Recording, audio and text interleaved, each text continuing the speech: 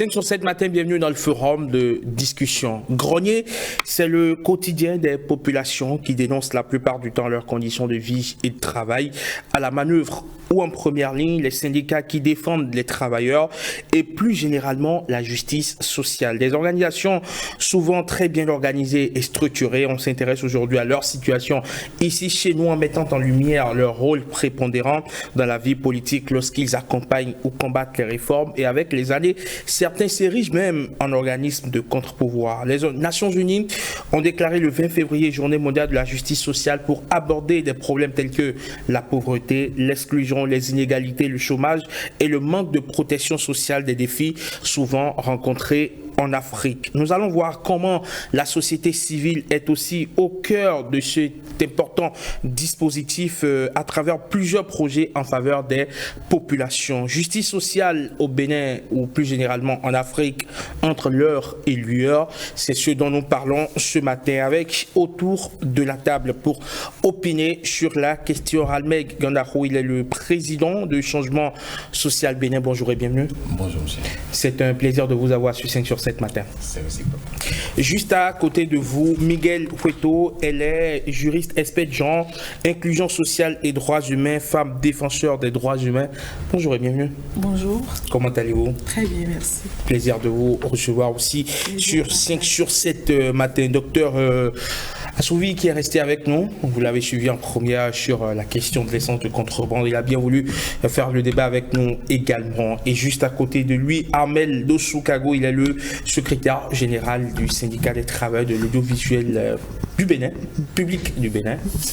Je n'ai pas le droit de me louper là-dessus, mais bon, on va essayer de repréciser les choses. Bonjour et bienvenue Armel. Bonjour Eman. C'est le syndicat des travailleurs de l'audiovisuel public du Bénin. Syntrap Bénin. Mais vous ne vous êtes pas trop trompé parce que c'était syndicat des travailleurs de l'audiovisuel du Bénin, Syntrap. D'accord. C'est devenu depuis peu Syntrap Bénin. D'accord. Merci donc d'être avec nous justement pour aborder le volet syndicalisme donc de cette question de justice sociale. Justement, je préfère démarrer par vous. Quand on parle de justice sociale, quelle est votre approche de la question en tant que syndicat?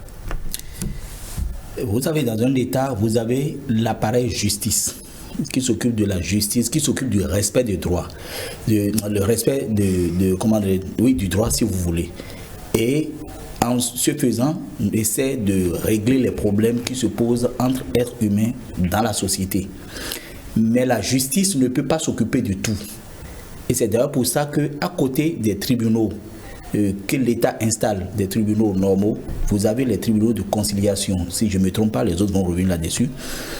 Et donc, au-delà de ça, il y a d'autres problèmes qui se posent au niveau de la société qu'on ne va forcément pas amener au niveau du tribunal. Et au nombre de ces problèmes, vous avez les problèmes qui se posent en milieu professionnel. Et les problèmes qui se posent en milieu professionnel ne sont pas forcément des problèmes que vous devez amener tous les jours au niveau du tribunal. Et donc, le syndicat se retrouve être un acteur important de la justice sociale, ne serait-ce qu'au niveau professionnel ou dans le milieu professionnel si vous voulez. Et donc le syndicat participe énormément à la justice sociale en travaillant à la justice au niveau de milieu professionnel. Et quelles sont les armes dont dispose le syndicaliste pour justement mener cette action? Le syndicaliste dispose de beaucoup d'outils pour pouvoir faire son travail. Et au nombre de ces outils, en premier lieu, contrairement à l'impression qu'on dégage, en premier lieu, c'est la négociation. C'est la négociation. Avant la négociation, vous avez les échanges, les discussions. Vous discutez toujours avec l'autorité. Bon, discussion qui aboutit à la négociation forcément. Vous avez la négociation. Ça, c'est l'outil le plus important. Et même dans la négociation, vous devez franchir plusieurs étapes. Vous avez les grèves, mais les grèves, c'est la solution ultime lorsque vous avez le dos au mur, lorsque vous êtes en difficulté. Les grèves ce n'est pas ce qu'il faut utiliser à tout moment parce que après, les grèves peuvent ne pas toujours avoir un effet positif sur le milieu professionnel ou bien sur la productivité de l'entreprise ou de ce que vous faites. Donc, Vous avez d'abord les négociations, il y a d'autres choses, mais c'est beaucoup plus les négociations. Après, vous avez peut-être les grèves et d'autres moyens sur lesquels nous allons revenir après. D'accord, on va justement y revenir. Et je me tourne à présent vers Ranmeg Ganaro, qui est donc le président de Changement Social Bénin. Déjà, Changement Social Bénin, est-ce que vous pouvez nous en dire un mot? Changement Social Bénin est une organisation de promotion des droits de l'homme, créée de fait depuis 2003 et de droit depuis 2006. Elle a pour particularité de n'être animée que par des jeunes. Voilà. Je crois que nous avons depuis quelques années mis l'accent sur la satisfaction ou la contribution à la satisfaction des droits sociaux pour les citoyens. Je crois que c'est de ces performances ou de cette implication dans la gouvernance publique au niveau national que vous avez jugé utile nous recevoir sur votre plateau. Justement. Nous vous en remercions et estimons que vous avez tout le mérite de notre considération pour avoir choisi ce thème en ce jour. Vous aurez pu choisir un autre thème, tout autre thème d'actualité politique, mais vous avez voulu marquer un arrêt sur la question du social. C'est à votre mérite. Merci M. Ganaro. Alors, vous qui êtes au contact des populations, des couches les plus défavorisées, vous qui allez, comme on aime à le dire, dans le Bénin profond, dans le Bénin qui n'est pas forcément ostentatoire, qui n'est pas forcément bling-bling, qui n'est pas forcément celui que nous côtoyons au quotidien, quelles sont les difficultés auxquelles font face ces populations-là et qui mettent à mal justement ou qui mettent admirablement en lumière ce déséquilibre social, cette injustice sociale? Il faut dire que déjà dans la logique de la résolution de 2007 des Nations Unies a retenu cette date comme étant la date du 20 février, comme étant celle de la journée mondiale du social. Et il faut retenir quand même que déjà au Bénin, il y a déjà une promesse républicaine de la justice qui est faite dans notre devise et qui est portée par toutes les politiques publiques, les lois et le fonctionnement des institutions. Et donc, abstraction faite de la situation particulière des fonctionnaires et des travailleurs plutôt, qui est portée aussi par la sensibilité à cette journée.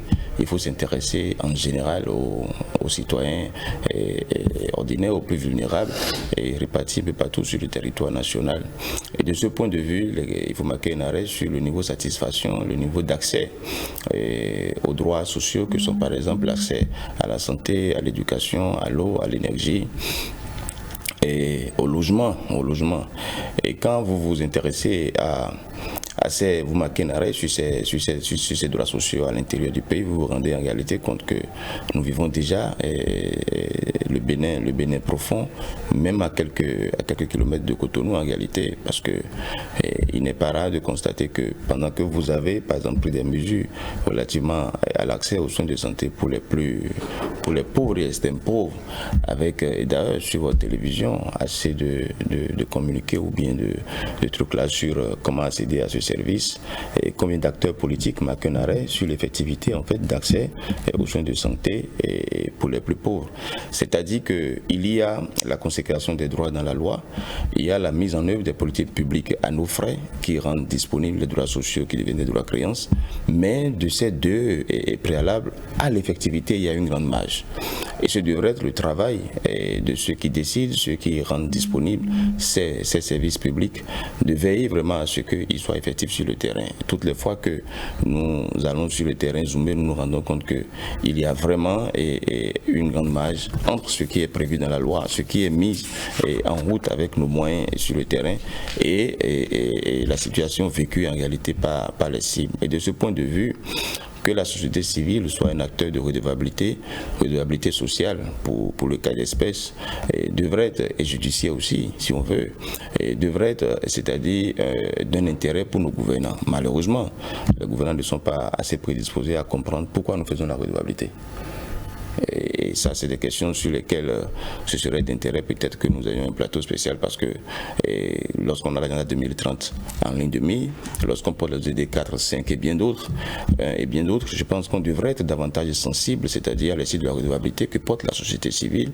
Et c'est la manière que nous avons en réalité de compléter les efforts du gouvernement, c'est la manière que nous avons en réalité de permettre à ceux qui pensent, ceux qui portent, ceux qui décident des politiques publiques, ceux qui engagent nos ressources en termes de contribution cotisations directes et indirectes, ce qui les engage dans les dépenses publiques. C'est la manière que nous avons en fait de les amener à réajuster le tir et à être plus présents dans la vie des Béninois, à répondre de ce que nous avons dit être ensemble à travers notre devise. Très bien. Allez, Miguel Pueto, pour la juriste que vous êtes, expédient inclusion sociale et droits humains, défenseur des droits humains, comment se manifeste, on va dire, cette revendication de la justice sociale au profit des populations, pour vous, en votre sein? Merci. Il faut déjà remarquer que lorsqu'on parle de justice sociale, on fera un clin d'œil à l'égalité. L'égalité des chances, l'égalité de droit, mais également l'égalité de situation. Et à cela, il faut ajouter, on va dire, la redistribution équitable des ressources. Et M. Gandaro a peint le tableau, je ne vais pas revenir là-dessus, mais comment est-ce que, en tant qu'activiste ou en tant que militant, ou si vous voulez, en tant qu'acteur de défense des droits humains et par ricochet de la justice sociale, on s'y prend pour donc contribuer à améliorer ou à changer les choses. Cela va passer par plusieurs outils ou plusieurs armes, si vous voulez. Je mets armes entre guillemets. Cela passera d'abord, par exemple, par l'éducation au droit. Parce que lorsque vous êtes un citoyen lambda et que vous n'êtes pas conscient de ce que l'égalité de droit, ou si vous voulez, de ce que le respect des libertés fondamentales est indispensable dans une société comme la nôtre, il est normal que vous ne puissiez pas justement vous rendre compte de l'exigence ou des exigences qui sont liées au travail de l'État. Et quand on parle de justice sociale, le premier acteur qu'on doit pointer du doigt, c'est l'État. Et prenez l'État dans toutes ses dimensions, de la tête jusqu'au petit niveau, en termes de collectivité ou en termes de représentation, de façon désagrégée. Et en dehors de ça, il faut noter les actions qui sont menées dans le sens de, on va dire, de titiller ou de tester, je vais le dire comme ça, les juridictions. Parce que quand on parle de justice sociale, je le disais tout à l'heure, c'est faire recours ou c'est regarder en ligne de mire la redistribution des ressources. Et la question est de savoir si les Béninois et les Béninoises aujourd'hui ont accès véritablement, tous et toutes, sans discrimination, à toutes les ressources dans notre pays, à tous les services publics disponibles dans notre pays. Regardez simplement lorsque vous rendez dans un service public. Parfois, vous êtes traité selon la tête que vous faites ou comment vous êtes habillé, ce qui ne devrait pas être le cas. Le service public est disponible ou devrait être disponible pour tous et toutes, sans discrimination. Malheureusement, ce n'est pas ce que nous constatons. Quand vous prenez les droits sociaux, économiques, l'exemple de l'éducation. Aujourd'hui, il est un constat que tous les enfants du Bénin n'ont pas accès à l'éducation. Bien sûr, dans certaines régions du pays, il y a des situations aujourd'hui qui font que l'école n'est pas une réalité pour ces enfants-là. Et quand vous observez cela et que vous regardez aussi le secteur de la santé, vous n'êtes pas sans savoir que ces dernières années, on ne cesse de répéter cette façon de retenir les femmes ayant accouché dans les formations sanitaires pour cause de non-paiement donc des prestations qui leur sont fournies. Et pourtant, nous parlons de justice sociale, qui devrait donc être un moyen pour l'État de donner à tous les Béninois et à toutes les Béninoises, sans discrimination, encore une fois, cette aisance-là de dire « je suis Béninois » et d'être fier parce que justement derrière la justice sociale, il faut voir, je finis là-dessus, il faut voir aussi le dévouement que l'État a à être aux côtés donc de ces populations lorsque ces gens-là ont des besoins. Ces Béninois qui se retrouvent par exemple à l'extérieur, pour pour diverses raisons et qui parfois se retrouvent dans des situations données ou même qui sont dans le pays et qui malheureusement n'ont pas l'État à leur côté. Alors qu'à travers la justice sociale, l'État est censé mettre en place un certain nombre de leviers dans différents domaines pour donc permettre à tous les Béninois de pouvoir jouir de leurs droits et d'avoir le bien-être, si je peux le dire ainsi. Alors, docteur Assouvi, comment est-ce que la notion de justice sociale est décrite en économie? Je ne suis pas que, je suis d'abord avant tout juriste, puisque j'ai fait ma thèse en droit. Et avant de me spécialiser dans le droit de la nouvelle économie qui prend en compte évidemment la justice sociale. Et je suis le président du groupe de recherche pluridisciplinaire sur la gouvernance et qui parle de justice sociale, parle des externalités négatives de la gouvernance publique sur la société. Et c'est en ce sens que notre centre de recherche a son importance. Deuxième élément, c'est je donne exactement un cours à la chaire UNESCO sur les droits sociaux, économiques et environnementaux. Notamment, il y a un chapitre sur la justiciabilité de ces droits-là. Est-ce qu'aujourd'hui, ces droits ont de l'importance, ont une certaine effectivité dans les pays africains, dans le monde entier? La question, elle est là. Alors, je voudrais me prononcer par rapport à votre question sur deux aspects. Le premier aspect, c'est le contexte d'émergence de la justice sociale au niveau des Nations Unies. Et deuxièmement, je vais parler de ce qui se fait au Bénin. Sur la première chose, le contexte. Vous savez que depuis 1966, les instances justice sont arrivées à ce qu'on appelle les pactes internationaux relatifs aux droits humains. Et ces pactes-là ont des difficultés à être mis en œuvre. Je veux dire, le pacte 1 qui est relatif aux droits civils et politiques, le pacte 2 qui est relatif aux droits socio-économiques, et on a ajouté la troisième génération de droits qui est le droit à la solidarité, c'est de ça qu'il s'agit, et les droits environnementaux. Alors on est arrivé en 2010 où, au regard de la défaillance de l'application de ces droits-là, les Nations Unies ont un protocole en 2010 qui met tous ces droits constitue généralement un bloc, ce qu'on appelle le dogme de l'humanité, c'est le patrimoine mondial de l'humanité aujourd'hui qui veut que personne ne peut déroger à ces droits-là. Donc, à partir de ce moment, 2010, ces droits sont interdépendants et doivent recevoir leur effectivité partout. C'est dans ce contexte-là qu'on a dit, au regard de la défaillance dans la gouvernance publique, il faut en arriver à la justice sociale. Alors, la justice sociale, le deuxième aspect, la justice sociale, c'est quoi? La justice sociale, c'est d'abord reconnaître à chacun ses droits. Et ça va au-delà des droits tels qu'appliqués par les juridictions, comme mon collègue le syndicat vient de le dire, je reconnais, mais va vers l'équité. L'équité et l'inclusion, c'est-à-dire on considère chacun par rapport à ses droits intrinsèques. C'est de ça qu'il s'agit. Et cette justice sociale a plusieurs volets. Le premier volet, c'est d'abord la reconnaissance entre les acteurs sociaux de leur droit à protéger leur corps, leurs collègues, leur secteur d'activité. Et deuxièmement, c'est la possibilité donnée à ces organisations de la société civile d'accéder à la justice et de porter des causes devant la justice. C'est de ça qu'il s'agit. Et pour que ces droits puissent être reconnus par l'ensemble des acteurs au niveau national, voilà, régional et international. Et par rapport à ça, aujourd'hui, on constate que les acteurs sociaux ou tous les citoyens de façon générale ne se sont pas encore appropriés d'abord les droits. Quand on parle de problème avant d'en arriver au niveau étatique, il faut d'abord parler de ça. Beaucoup de citoyens, surtout dans le contexte béninois, nous avons une population à 70% analphabète qui ne connaissent pas les droits, parce que pour revendiquer un droit, il faut d'abord connaître ces droits-là. Donc c'est le premier problème qui freine l'effectivité de ces droits avant qu'on arrive au niveau de l'État qui argue au jeu de tout le monde l'effectivité de ce droit ou de ça qu'il s'agit. Alors, Ahmed Sokago, pour le syndicaliste que vous êtes, l'une des armes, c'est bien sûr le dialogue social.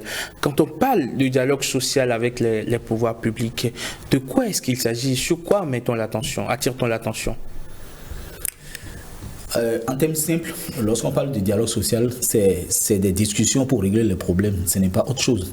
Et même si on met ça dans des termes beaucoup plus ronflants pour dire dialogue social, ce n'est pas grand chose. C'est de discuter avec l'autorité des problèmes qui ne va pas ou des problèmes, enfin, pour une facilité de collaboration entre travailleurs et autorités, plus simplement comme ça. Et dans ça, il y a une organisation que je ne saurais préciser ici. Il y a une organisation. Et l'organisation, il y a des cadres dans lesquels se retrouvent normalement l'État et les syndicats. Il y a d'abord les partenaires sociaux, non, je préfère dire les syndicats. Les partenaires, ce terme ne me plaît pas. Et donc se retrouvent les syndicalistes et les autorités. Et généralement, puisque vous le savez très bien, nous avons beaucoup de syndicats dans le pays et tout le monde ne veut pas aller s'asseoir à la table de négociation avec le gouvernement. Donc, à un moment donné, on a parlé de centrales syndicales, mais aujourd'hui, c'est les centrales qui sont représentatives qui se retrouvent autour de la table aujourd'hui pour négocier avec le gouvernement au nom de tout le monde. Au nom de tout le monde. Et au Bénin, actuellement, les trois syndicats qui sont, les trois centrales plutôt représentatives, c'est la CSTB de Kassamampo, dont le secrétaire général est Kassamampo, c'est pas pour lui. La CSA, qui est la centrale syndicale à laquelle appartient l'OITB, et le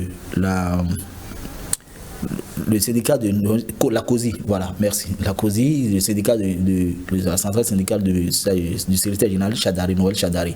Et donc, c'est ces trois syndicats qui sont aujourd'hui représentatifs à la faveur de l'élection professionnelle. Et donc, chaque fois, selon une périodicité, on refait l'élection professionnelle, on désigne ces syndicats pour représenter. Et à des moments donnés, ces syndicats vont négocier avec le gouvernement sur les problèmes qui concernent globalement les travailleurs du Bénin, pas seulement les travailleurs du secteur public, mais aussi les travailleurs du secteur privé. Parce que quand vous prenez par exemple un certain nombre de syndicats, il y a des syndicats qui font partie du secteur privé, qui sont dans ces syndicats. Et je donne un exemple. La dernière fois, il y a eu l'amélioration, on a fait l'amélioration des salaires des travailleurs, on a utilisé... L'augmentation des salaires.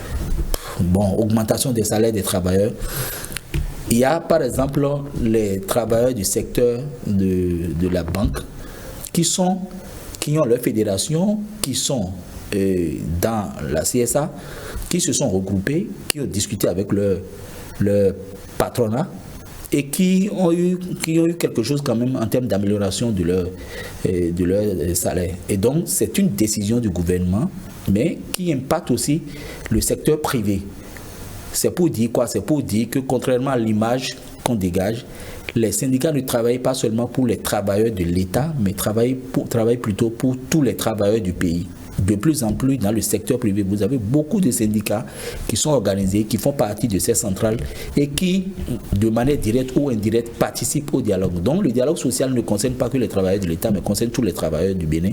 Et tous les travailleurs du Bénin sont représentés par les centrales syndicats, les centrales qui sont représentées aussi par les centrales qui ont été désignées à l'issue des élections professionnelles.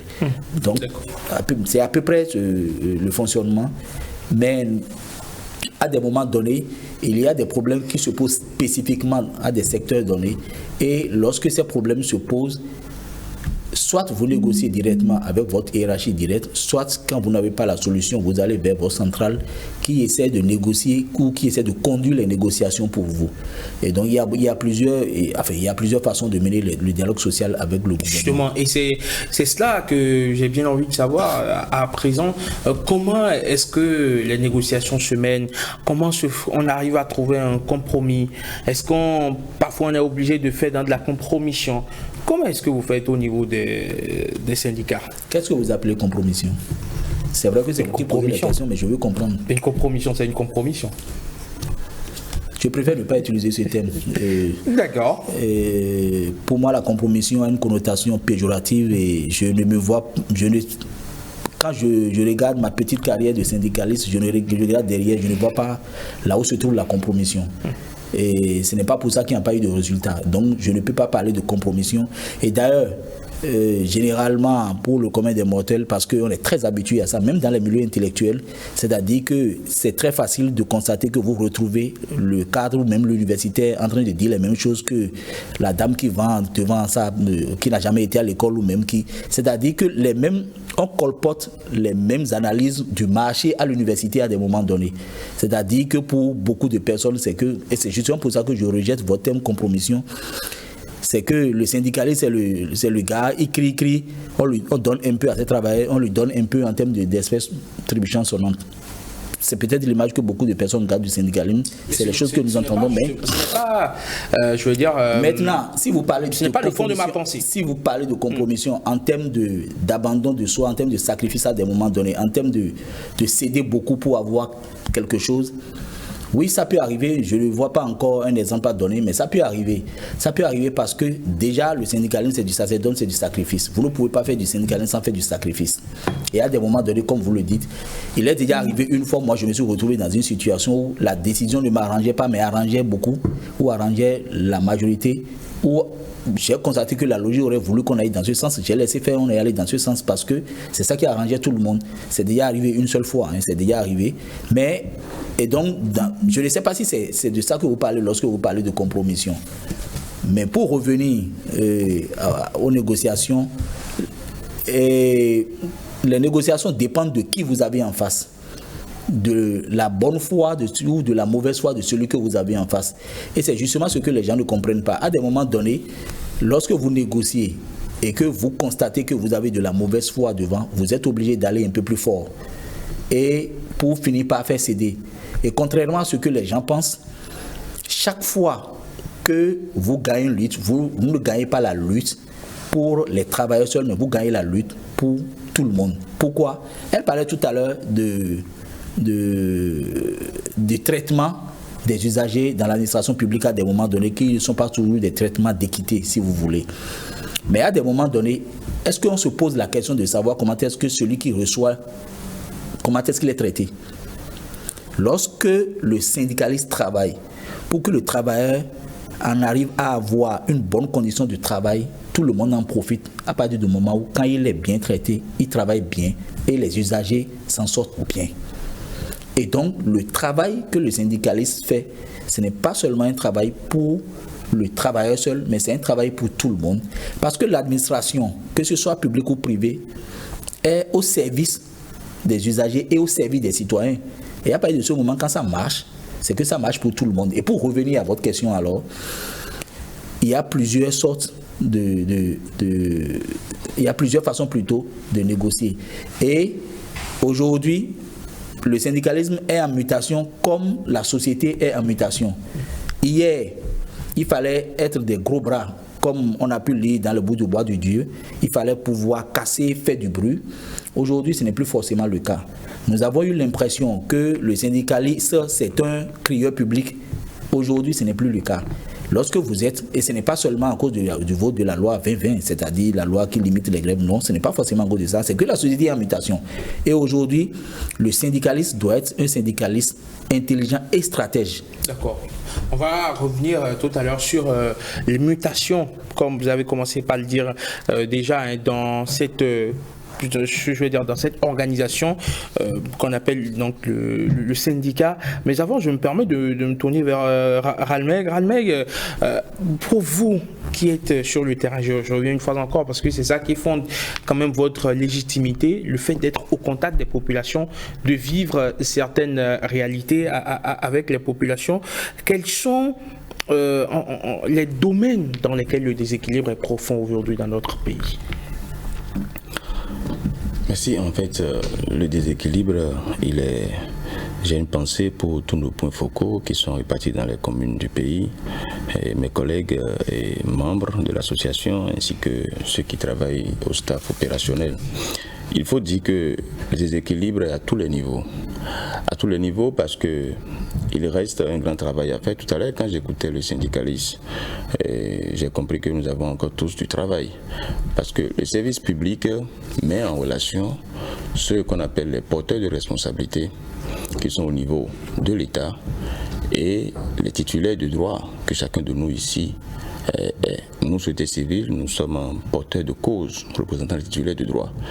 Dans cette relation donc d'intermédiation que nous avons pour remonter, en quelque sorte, porteurs de responsabilité, les préoccupations titulaires de droit, il faut faire comprendre que l'offre portée par les porteurs de responsabilité n'est pas, disons, à hauteur des titulaires de droit.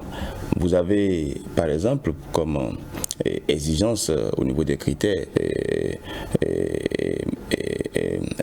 prévus par le comité droit des Nations Unies à travers ces observations générales inhérentes à ces droits sociaux qui portent sur l'accessibilité. L'accessibilité qui devrait amener à marquer un arrêt sur le niveau de vulnérabilité en fait de la personne pour qui on porte le service.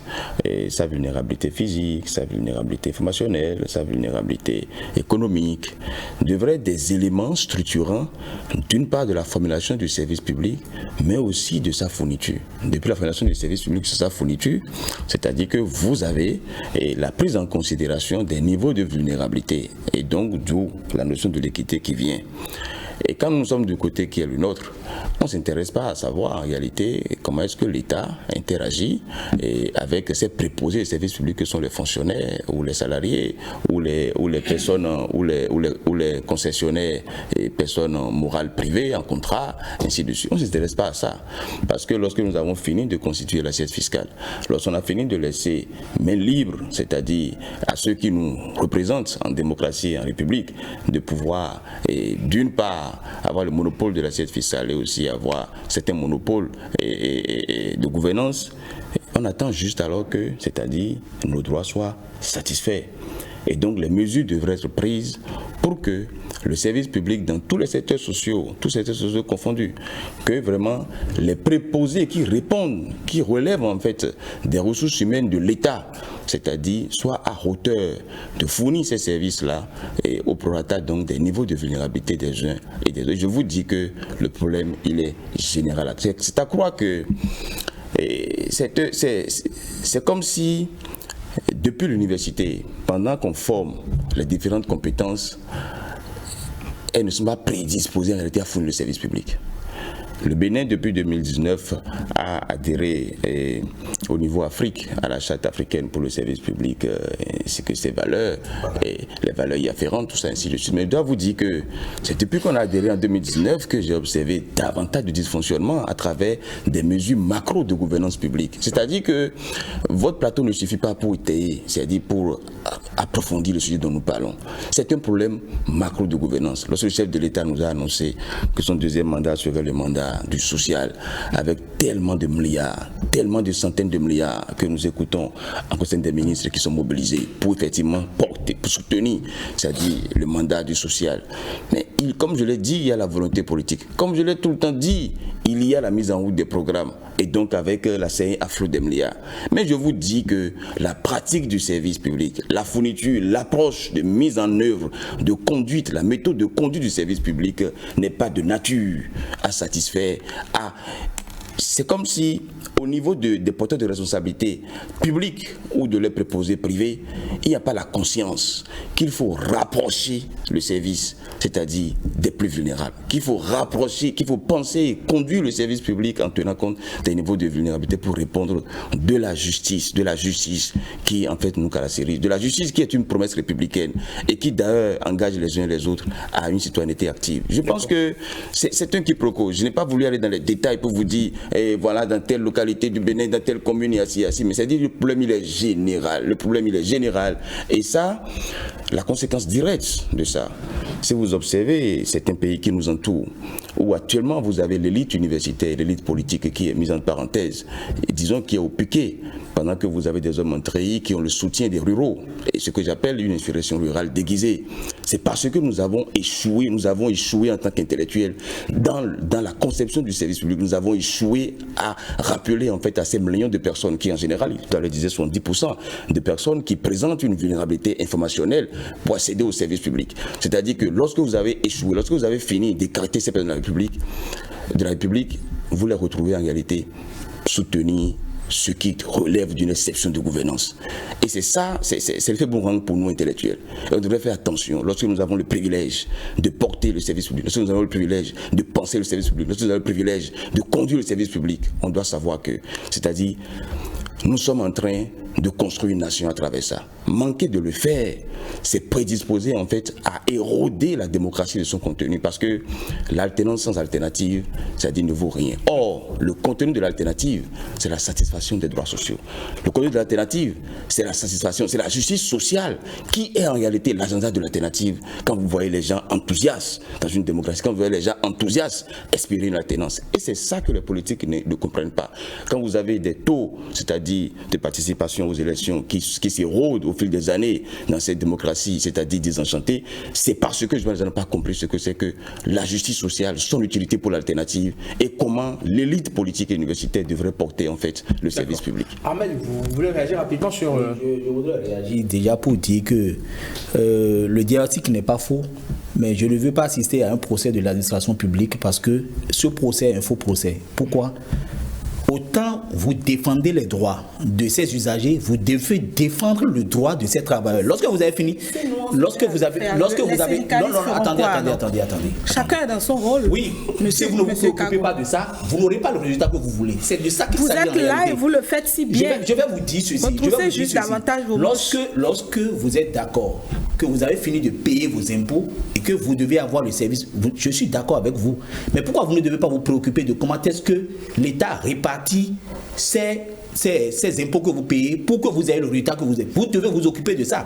Et lorsque vous avez des travailleurs, qui sont à Cotonou, qui sont payés à 70 000 francs, tout le monde voit, tout le monde sait qu'ils sont payés à 70 000 francs, tout le monde sait que lorsque vous avez 2 enfants, vous avez une femme, que pour avoir un logement, vous devez avoir dans les 45 000 francs, et donc il lui reste à peu près 25 000 ou 30 000, et vous savez qu'il ne peut pas vivre avec ça, et tout le monde se tait, tout le monde fait comme s'il n'a rien compris, et tout le monde veut voir celui-là en train de bien travailler. Nous sommes dans le déni, et ce que je voudrais dire, ce qui se passe au niveau de l'administration publique est une responsabilité collective, et cette responsabilité commence déjà par l'État qui se refuse de faire ce qu'il doit faire normalement pour que l'argent puisse satisfaire les usagers dont vous êtes dans le... Je suis d'accord, et je le dis, qu'il y a beaucoup de problèmes, et les problèmes que vous soulevez, c'est des problèmes préoccupants, et ça doit nous préoccuper. Sauf que nous ne faisons pas toujours le bon diagnostic pour avoir le meilleur résultat. Juste un bémol, c'est que vous voyez, les impôts que je paye à souhait ou par force, et j'ai conscience, moi, que ce n'est pas d'abord pour ma satisfaction directe, parce que j'ai la chance, nous avons la chance, autant que nous sommes ici, d'être d'une couche sociale privilégiée. Mais c'est l'expression de notre solidarité à travers la redistribution des services publics des plus vulnérables en réalité. C'est ça même le sens de l'impôt. Quand dans notre devise nous avons parlé de justice, fraternité, travail, la fraternité passe par la réalité. C'est-à-dire que nous portons en payant les impôts la situation, l'accès à la santé, l'accès à l'eau, l'accès à l'éducation, l'accès à la justice des personnes plus vulnérables. Et c'est pour vous dire en réalité que même le fonctionnaire dans ses offices ou bien en fonction, il est quelque part aussi en train de porter cette solidarité-là. Abstraction fait de sa situation, c'est une noblesse, ça relève d'une noblesse que de porter la dignité de l'autre à travers un métier. Et c'est ça, c'est cet appel à la conscience collective. Alors, on ne va pas bipolariser le débat. Il y a deux autres... Je vais juste dire à Almec que la vulnérabilité dont vous parlez ne s'arrête pas aux portes de l'administration. Dans l'administration, ils sont aussi vulnérables. Dans l'administration, vous retrouvez des travailleurs dont les droits sont brimés, qui aujourd'hui n'ont aucune voie de recours, même s'ils ont le syndicat, qui n'ont presque aucune voie de recours. Les syndicats se débattent, mais ce n'est pas pour ça que les syndicats isolément peuvent réussir ce travail-là. Parce que comme je le dis, à vous accompagner, à travailler avec vous. C'est notre agenda aussi. Nous sommes prédisposés à ça. Restons dans la synergie. Et donc on est d'accord que la responsabilité est collective et le travail doit être collectif. D'accord. Alors, je me tourne à présent vers Miguel. Miguel, alors, si je vous avais fait venir sur ce plateau, j'ai demandé à vous avoir sur ce plateau, vous avez spontanément accepté, c'est que vous portez quelque part aussi un combat de justice sociale, évidemment, qui m'interpelle. Et je suis venu d'ailleurs avec ces ouvrages que vous m'avez gracieusement d'ailleurs offerts, qui parlent des voix, donc des travailleuses migrantes du Bénin. Donc on parle là de migration économique due forcément et fatalement donc au conditions de vie de certaines personnes qui ne se sentent pas à leur aise et donc obligées de partir pour un Eldorado qui la plupart du temps se transforme donc pour certains malheureusement en porte de non-retour, mais pour d'autres en un véritable cauchemar. Vous avez colporté, sinon transcrit, je ne vais pas parler de colporter, vous avez transcrit dans cet ouvrage des histoires de femmes parties chercher l'Eldorado ailleurs. On retrouve par exemple Pauline qui est allée au Liban, Victorine qui est allée au Gabon, d'autres qui sont allés au Koweït, d'autres dans d'autres destinations, dans les destinations les plus exotiques, mais au final, chacune d'elles a connu des infortunes. C'est aussi ça. Est-ce que vous pouvez nous raconter ce combat pour la migration ou contre la migration? Merci. Avant, je voudrais dire qu'il n'y a pas de combat contre la migration. La migration, elle est vieille. Disons qu'elle est consubstantielle à l'existence humaine. Nous sommes appelés à mouver. Et c'est d'ailleurs ça qui donne du sens à l'existence dans la vie. Vous bougez d'un point A à un point B au regard de diverses situations, de divers contextes, de divers besoins. Et le faire, c'est d'ailleurs une nécessité parce que nul n'est censé vivre en autarcie.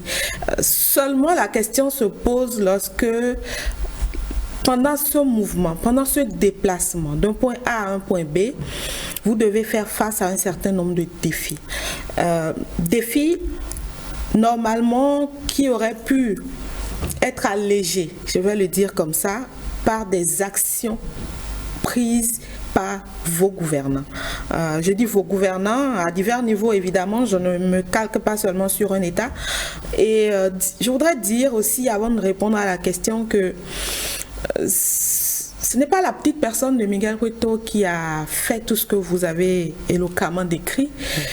C'est plutôt la plateforme multi-acteurs de la migration au Bénin, dont Miguel Cueto n'est qu'une cheville ouvrière, une des chevilles ouvrières, et donc aux côtés de laquelle j'apporte modestement ma contribution pour donc aller au contact des personnes migrantes qui soit béninoises vivant donc dans la diaspora ou des personnes qui ne sont pas de nationalité béninoise mais qui sont chez nous au Bénin, qui apportent énormément en termes de devises, qui apportent énormément en termes de contributions dans l'assiette fiscale, qui contribuent à tous les niveaux au développement du Bénin.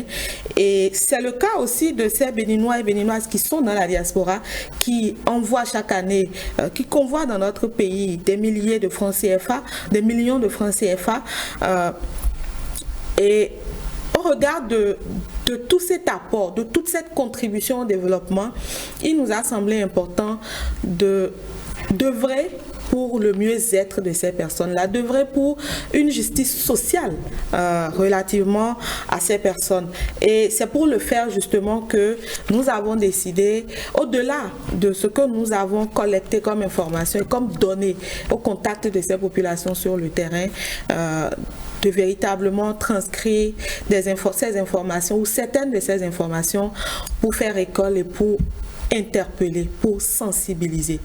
Et je voudrais finir en disant que quand on parle de justice sociale, c'est aussi toutes les actions qui entrent dans la protection sociale. Et la protection sociale, encore une fois, quand on la regarde dans le rétroviseur, on voit l'État. C'est le premier acteur qu'on va voir. Et au-delà de l'État, il ne faut pas oublier que nous, qui sommes les porteurs de cause, nous qui portons la voix de nos concitoyens, de nos concitoyennes, que nous soyons organisés en de petits groupes, donc organisations ou associations, ou que nous soyons des individus, c'est aussi de notre responsabilité d'y aller, de contribuer à cela. Je voudrais enfin ajouter que oui, l'État a sa responsabilité quand on parle de justice sociale. Les organisations de la société civile, c'est pareil, y compris les syndicats, mais les citoyens individus ont également une place importante, un rôle important à y jouer.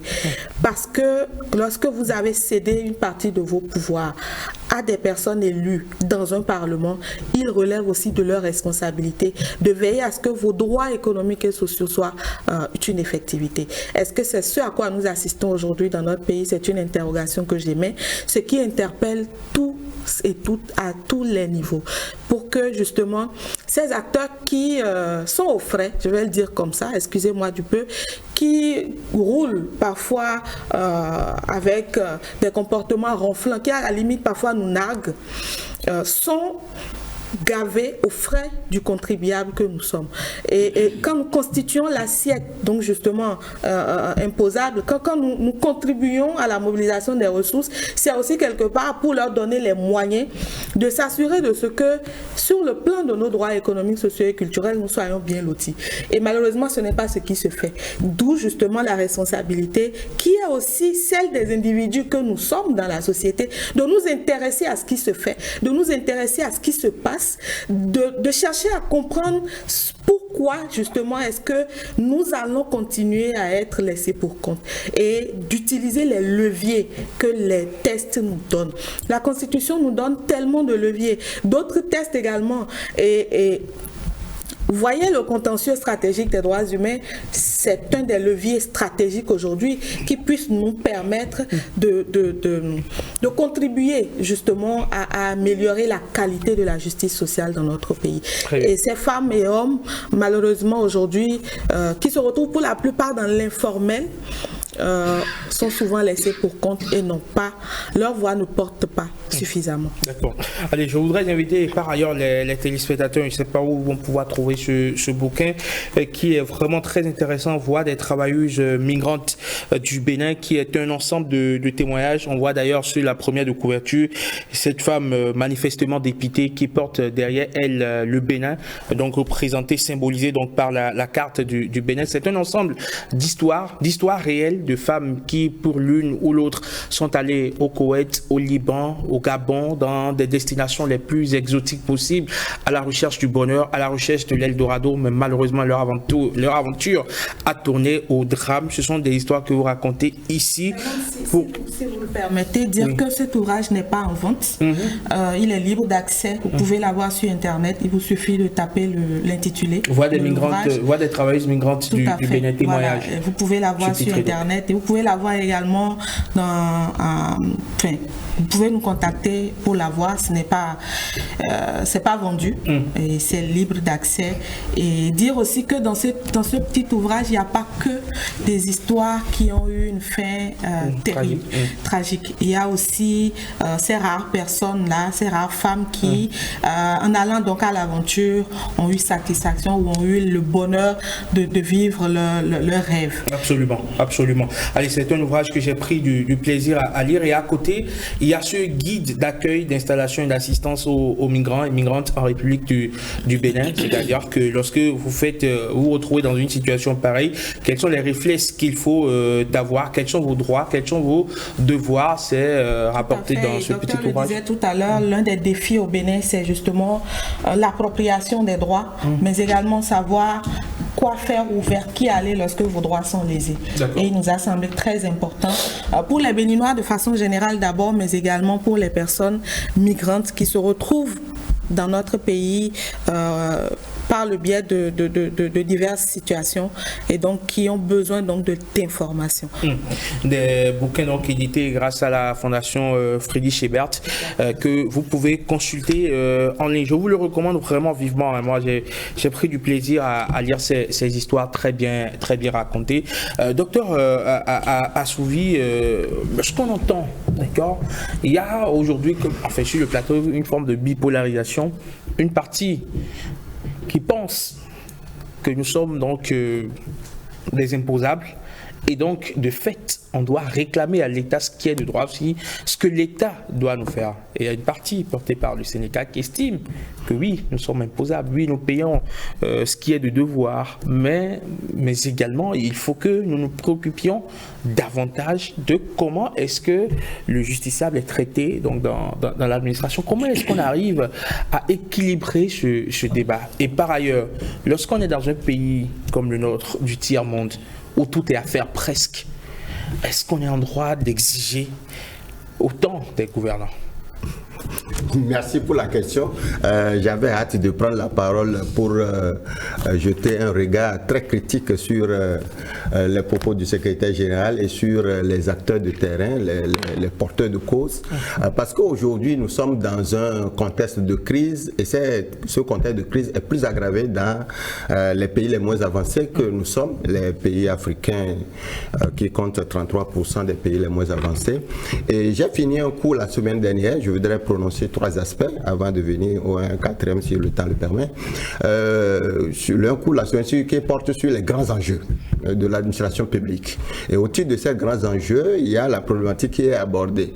Et j'ai fait un texte que j'ai soumis aux étudiants, l'État démythifié. L'État démythifié. Donc le mythe de l'État, à la base de l'État, à la base de la création de l'État, c'est le service public qui est à la base. Et ce service public repose essentiellement sur le sacrifice. Donc celui qui est prêt à aller à la fonction publique, il est prêt à se sacrifier et en retour, l'État lui octroie ce qu'on appelle traitement. Quand on dit traitement, c'est différent d'un salaire. Le salaire, c'est l'effort fourni qui est payé, mais par contre, le traitement, c'est une rémunération qui vous permet de tenir le rang social. Ça, c'est le service public qui est à la base de la création de l'État. Et l'État existe et l'État a une certaine légitimité parce que le service public existe. Mais aujourd'hui, ce service public est en crise. L'intérêt général est dévoué complètement par l'État lui-même à travers ses dirigeants et à travers les fonctionnaires, à travers les responsables syndicaux et à travers les porteurs de cause qui n'assument plus pleinement leur rôle dans la société. Il faut qu'on se dise la vérité lorsqu'on a l'opportunité de la dire. Donc c'est à partir de ce moment-là que je dis le premier aspect, quand on prend, je vais parler de l'État d'abord avant de venir sur les acteurs, pourquoi l'intérêt général, le service public est en crise aujourd'hui? On a constaté, au-delà de la dégradation des conditions de vie des travailleurs, une collision entre les acteurs, c'est-à-dire ce qu'on appelle la corruption politique, la corruption active, la corruption passive, toutes ces formes qui minent l'intérêt général, l'offre de services publics. Vous avez également la discrimination qui est basée sur un certain nombre de facteurs, facteurs politiques, facteurs sociaux, facteurs économiques, facteurs claniques, un certain nombre. Vous avez la répartition partisane du pouvoir de l'État entre les différents, ce qu'on appelle le néo-patrimonialisme aujourd'hui. Donc lorsqu'on répartit, je veux m'arrêter là pour aller sur d'autres aspects, lorsqu'on fait comme ça, le service public ne sera pas au rendez-vous. Et il faut que le secrétaire général ait le courage de voir les choses en marche en face de du show diantique là. Au niveau du syndicat aujourd'hui au Bénin, si on vient au cas du Bénin, depuis que la réforme est intervenue, on a limité les droits de grève à 100. La grève, on sait que c'est le dernier recours lorsque vous négociez bien. Mais le processus de négociation doit reposer sur un mécanisme transparent où tous les acteurs sociaux savent qu'est-ce que nous revendiquons, qu'est-ce que nous avons obtenu et qu'est-ce qui reste à obtenir. Et je ne crois pas aujourd'hui qu'au Bénin, ça soit ainsi. Les syndiqués ne savent pas, c'est vrai qu'ils auront un problème, il va le dire tout à l'heure, de cotisation syndicale. Mais la réalité, c'est qu'on constate qu'il y a un relâchement avéré du syndicalisme au Bénin. Il faut avoir le courage de le dire.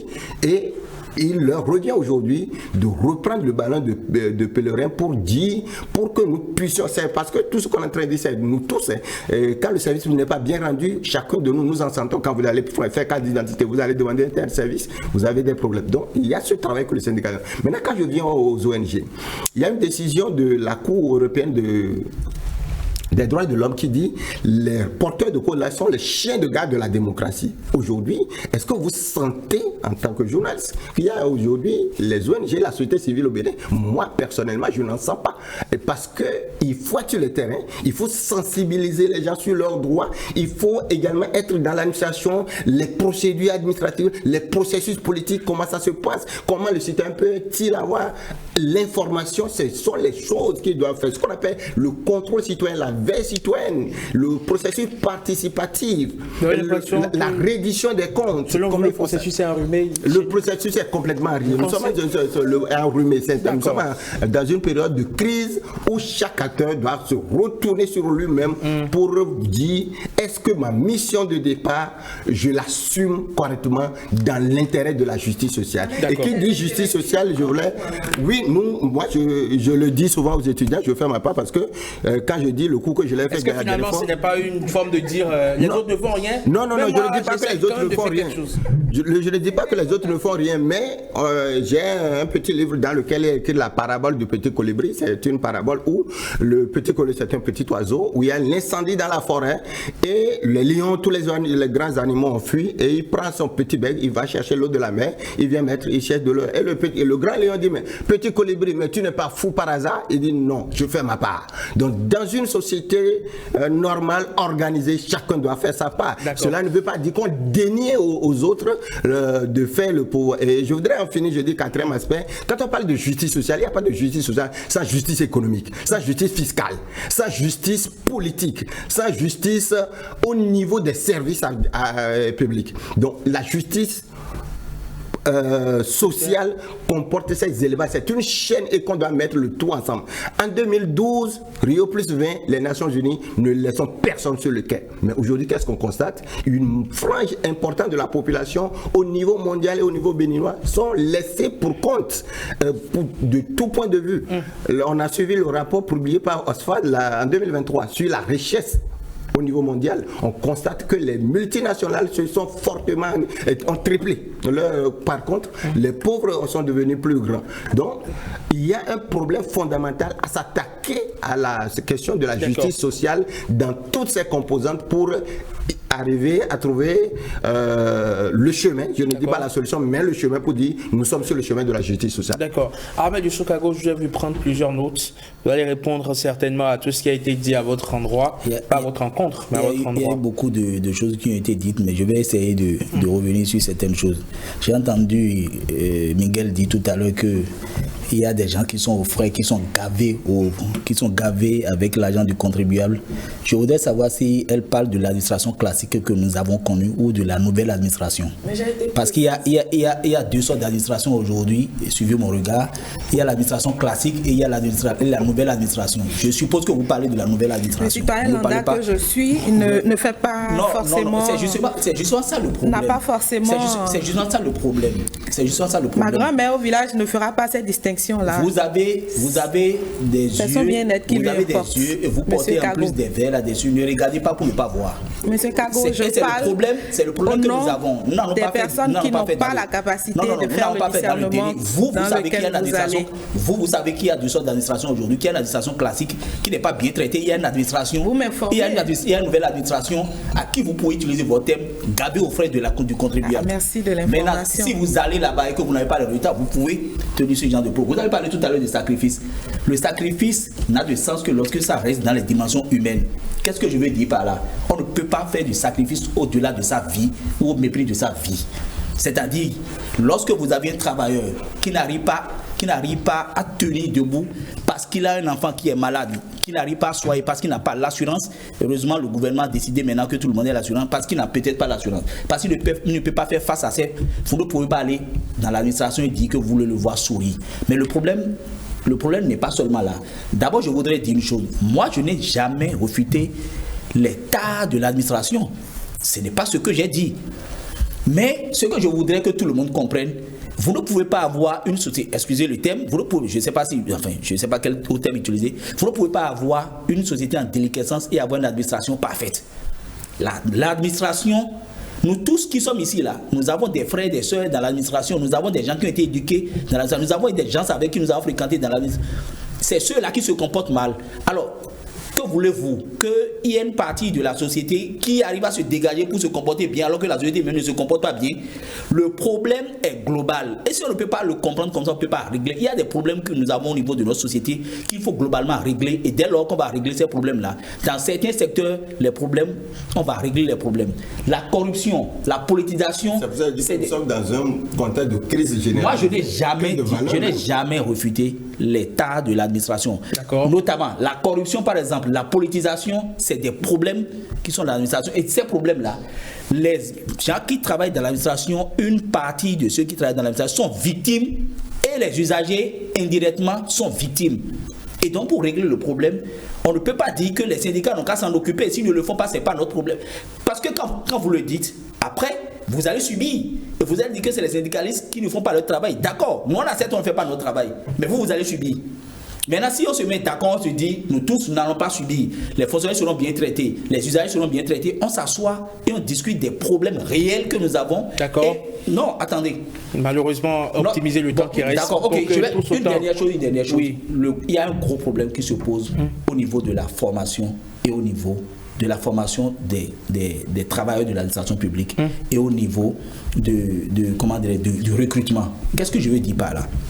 On ne peut pas mettre des gens à l'accueil, par exemple, dans une administration, comme des gens qui travaillent derrière, dans les finances ou autre chose, mais qui travaillent rangés dans leur bureau. C'est-à-dire, il y a une seule manière de recruter. On ne sait même pas savoir si le gars s'est salué ou bien la dame s'est souri. On ne sait même pas. On recrute. Et après, on peut dire, bon, toi, tu restes ici, toi, tu restes ici. Sans chercher forcément à savoir si cette personne a les compétences pour recevoir ou pour être là où il doit être. Et c'est là où vient aussi les qualités prédisposées pour un service. On ne le prend pas en compte forcément dans le recrutement. Et la formation, donc je voudrais finir par la formation. La formation, c'est l'État d'abord.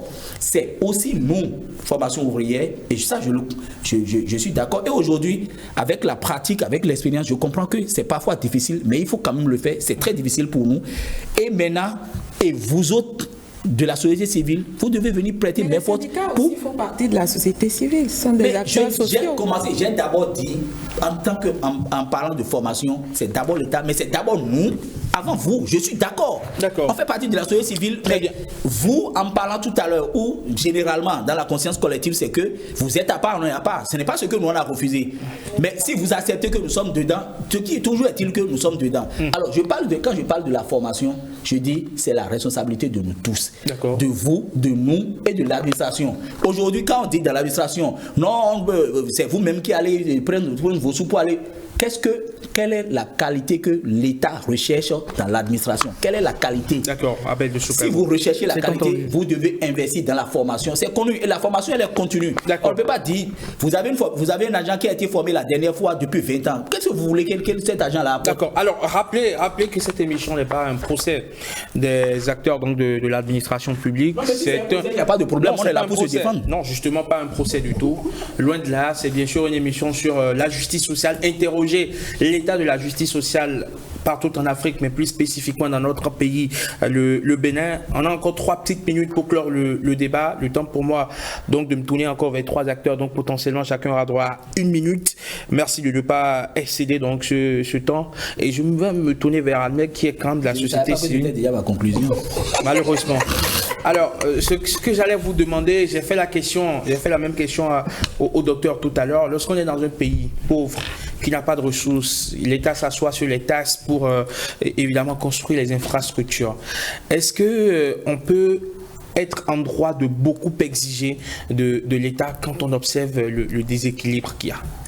Merci pour la parole. Franchement, je pense que votre plateau, vous allez devoir nous rappeler pour des épisodes. J'ai commencé à vous dire tout à l'heure dans mon intervention que le sujet est passionnant, vraiment, et il y a beaucoup à dire sur ça. Non, je ne valide plus la thèse que nous sommes un pays pauvre. Je ne valide plus ça. Et nous sommes un pays riche économiquement, nous sommes un pays riche de ressources humaines. Et le reste, c'est qu'on manque de méthode. Le reste, c'est qu'on est à la limite même, on manque de discipline sur des standards qui nous sont généreusement mis à disposition pour une bonne gouvernance et politique, histoire de satisfaire les droits. Et j'ai eu le privilège d'interaction intellectuelle avec des cadres de l'administration publique courant 2014-2015 qui, devant ce constat d'inefficacité du service public, avaient la hauteur de conscience, la noblesse, et de penser en fait le nouveau départ. Et ils avaient sorti un petit document qu'ils appellent le manifeste pour le nouveau départ. Alors je ne sais pas, ils vont se reconnaître, je ne sais pas quel a été le deal d'eux et à ceux qui ont porté le voix depuis 2016, mais je pense que le professeur Topanou qui avait écrit Yahi Boni le grand malentendu et devrait être inspiré actuellement à nous réécrire Patrice Talon, le grand malentendu. parce que je sais un peu le contenu de ce nouveau départ-là, ce que les gens ont mis dans le manifeste, et tout repose sur ce que l'on va discuter en fait. C'est des réformes profondes sur le portage du service public, sur l'administration publique. On n'a pas eu ça. Et j'étais pris d'hilarité, mais pas de façon inconsciente ou insouciante, mais j'étais un peu peiné. Les nouvelles notions de nouvelle administration classique, voilà, ainsi de suite. Vous comprenez que c'est ça en fait le bilan, en fait. C'est ça le bilan, et je vais espérer que à l'unisson, société civile, syndicats, acteurs politiques et consorts, qu'on retrouve généralement les espaces d'interaction. Vous voyez, nous allons maintenant vers... c'est pour ça que j'ai commencé par vous adresser tout le mérite d'avoir choisi ce thème-là en ce jour, où certainement débuteront au Parlement des débats sur des questions éminemment politiques. Mais vous avez voulu marquer cet arrêt-là sur une question d'ordre social, et c'est à votre mérite, encore une fois, de l'ORTB. Et je vais espérer vraiment que nous, pour les sensibilités que nous avons, ne soyons pas emportés par, disons, la cavalcade politique, et que nous soyons les acteurs qui rappellent aux acteurs politiques en réalité que nous avons des priorités qu'ils ignorent, desquelles ils prennent grande distance, et qu'il leur faudrait revenir à nous pour que nous puissions construire ce pays. Miguel ? Merci. Je voudrais juste, dire que vivre dans la pauvreté n'est jamais un choix, et nul n'est à l'abri de la pauvreté. Quand on parle de justice sociale, c'est aussi comment on fait pour ne laisser personne de côté.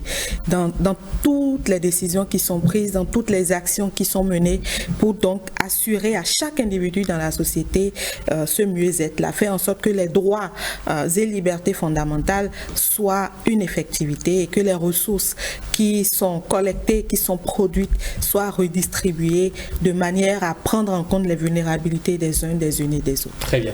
Docteur ? Merci. Je voudrais dire ici que tous autant que nous sommes, il faut que nous puissions redéfinir ce qu'on appelle l'humanisme. Toute la question est là. Chacun dans son bureau, dans sa maison, redéfinition l'humanisme, ce qu'on appelle l'humanité, et la question elle est là. Au niveau de l'État, je voudrais dire, il faut que dans les ministères, on écrive les 3 mots pour les droits humains: promotion, protection et défense, au fronton de chaque ministère, pour que quand les cadres rentrent, ils doivent dire je suis là pour servir les autres, et l'État est là pour me protéger. Les 3 mots là pour sur les défenses. Voilà ce que je voudrais dire. Voilà. La justice sociale, c'est très important. C'est aussi le respect du syndicat. Oui. C'est pourquoi exceptionnellement je vais accorder la parole. J'espère que vous n'avez pas dû céder la parole, parce que en réalité, vos droits sont tributaires. Vous avez pris la seule 3 minutes. Je voudrais juste dire qu'il faut arrêter de voir le syndicat comme un mauvais instrument. Le syndicat n'est pas un mauvais instrument. Et vous allez voter les lois que vous voulez. Les lois ont une date de péremption. Vous allez voter toutes les lois que vous voulez. Tant qu'il y aura travailleurs, il y aura employeurs, il y aura tout. Le syndicalisme est éternel. Au-delà de ça, le syndicalisme est un instrument de médiation dans l'administration, et le syndicalisme a une fonction sociale. Et cette fonction sociale impacte directement ou indirectement même les usagers, les populations. Et donc, le syndicat est un instrument important pour tout le monde, pour les travailleurs, mais aussi pour les usagers. Parce que les problèmes que nous soulevons aujourd'hui dans l'administration, si le syndicat faisait... Parce qu'il faut avouer aussi que le syndicalisme a été perverti à un moment donné. Ça, il faut l'avouer. Mais si le syndicalisme n'était pas aussi perverti et que le syndicalisme faisait son travail, on aurait moins de problèmes que nous rencontrons aujourd'hui dans l'administration. Donc je postule à ce que nous tous nous travaillons à avoir un syndicat plus responsable, un syndicat qui participe beaucoup plus au développement, un syndicat qui ne défend pas les travailleurs juste pour défendre, mais qui défend les travailleurs pour avoir la qualité du travail du travailleur. Merci beaucoup à vous, Armel de Soutago. Vous êtes le secrétaire général du Syntrap ORTB, syndicat des travailleurs de l'audiovisuel public donc, du Bénin. Merci également à vous de donner Kofi Assouvi, vous êtes enseignant, vous êtes docteur, donc juriste en droit, docteur en droit. Merci également à vous, Almeg Ganafro, président de l'ONG Changement Social Bénin. Merci à Miguel Cueto, vous êtes juriste spécialiste donc de l'inclusion sociale et droits humains, femme défenseur des droits humains. On espère que ce forum de discussion, ce n'était pas fondamentalement un débat, mais ce forum de discussion sur la justice sociale vous aura éclairé à bien des égards. Le thème, il est grand, il est énorme. on ne pourra l'évacuer en une seule émission, mais de ce qu'on a pu dire, j'espère que vous avez pu retenir l'essentiel. 5 sur 7 matin, encore 2 derniers rendez-vous, les sports de Blaise Adankbo et juste après la revue de presse de Marcel Arrossi. À tout de suite.